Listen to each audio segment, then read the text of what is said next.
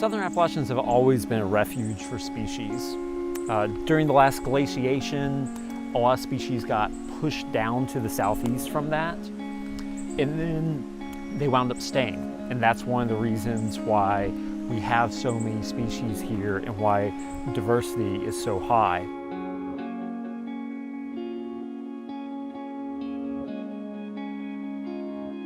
The greatest range of elevation of any of the mountain treasures is found along the Chattooga. It goes from 897 feet at Lake Tougaloo all the way up to 4,696 feet on top of Rabun Bald. The humid microclimate in the gorges around here combines with the Chattooga River's famously wet microclimate to create the habitat for a number of mosses, liverworts, and ferns, many of which are rare. The Chattooga River is a conifer growing machine. Conifers are exceptionally abundant and they grow exceptionally fast, so it's no surprise that the tallest tree in Georgia is a 185-foot white pine on one of the streams right around here. Wild and Scenic Rivers Act designates a quarter-mile buffer on each side of the river. For a wild section at least. There's not supposed to be any mechanized access, and that does have some caveats on the Chattooga, especially in Georgia. The buffers, afforded by the Wild and Scenic Rivers Act, as minimal as they are fairly effective to insulating the waterway so that you still can close your eyes and think you're back in the wilderness.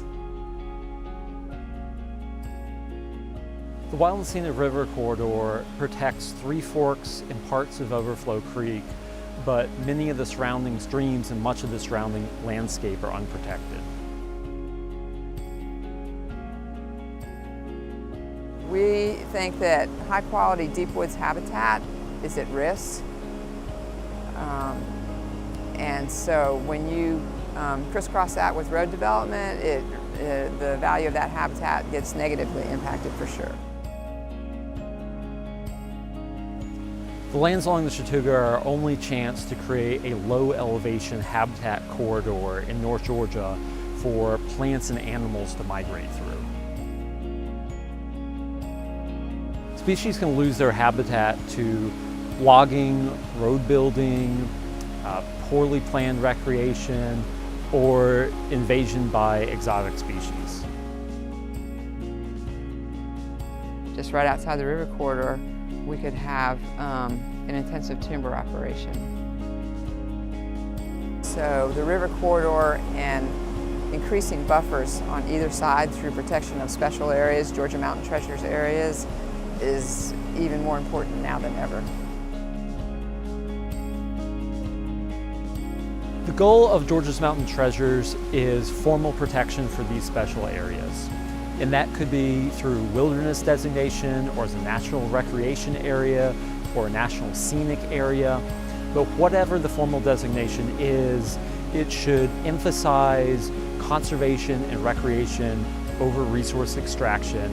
They can allow many different uses, including mountain biking and hunting.